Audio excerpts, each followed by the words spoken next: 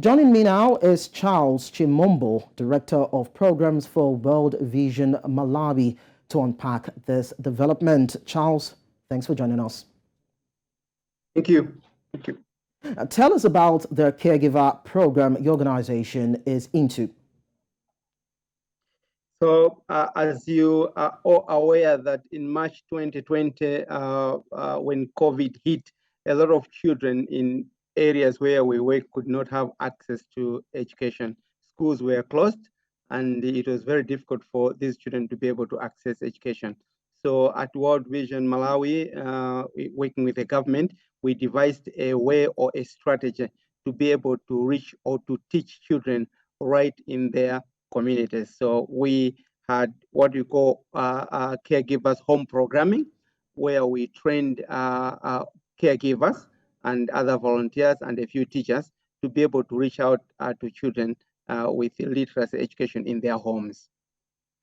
Well, you talked about COVID-19 being a challenge. Were there other challenges faced by the education sector in Malawi, and what were the steps that you took to overcome those challenges?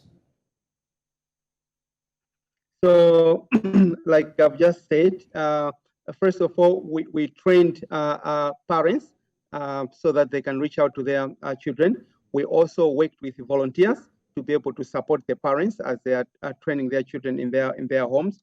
We provided reading and writing materials for the children while they were at home.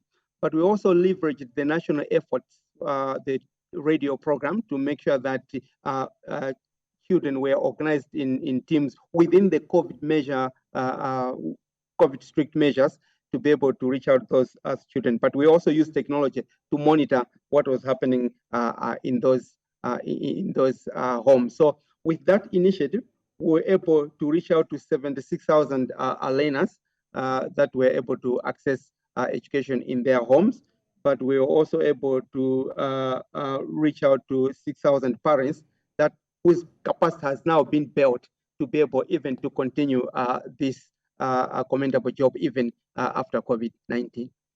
Charles, we also understand that many children in Malawi drop out of school, and also a repetition rate is a bit high. Is it because of the education system in the country? And do you also think that your initiatives will be able to bring about parity? Yeah, it's a bit of both. Almost half of the children in Malawi would drop before they go to secondary school, and also maybe a quarter will be repeating classes. So it's a bit of both. Encouragement by parents to help their children to go to school is also one area. And you will see that through our initiative, we have been able to build the capacity of these parents, thereby motivating these parents to be able to encourage their children to go back to school and continue with their school. We have also seen that we have increased the participation of other stakeholders, volunteers, and also others who help children to be in school. But also conducive environments is also a problem, because we still have other children that are learning under the tree, which is not very conducive. And I think we are, with this initiative, children can still get education from home, not necessarily having to wait to go to school. And it has been a big encouragement for both parents and learners themselves. All right, thank you so much. Well, education is key, and it's nice to know that, Charles, you are driving conversation along that line. Thanks for joining us.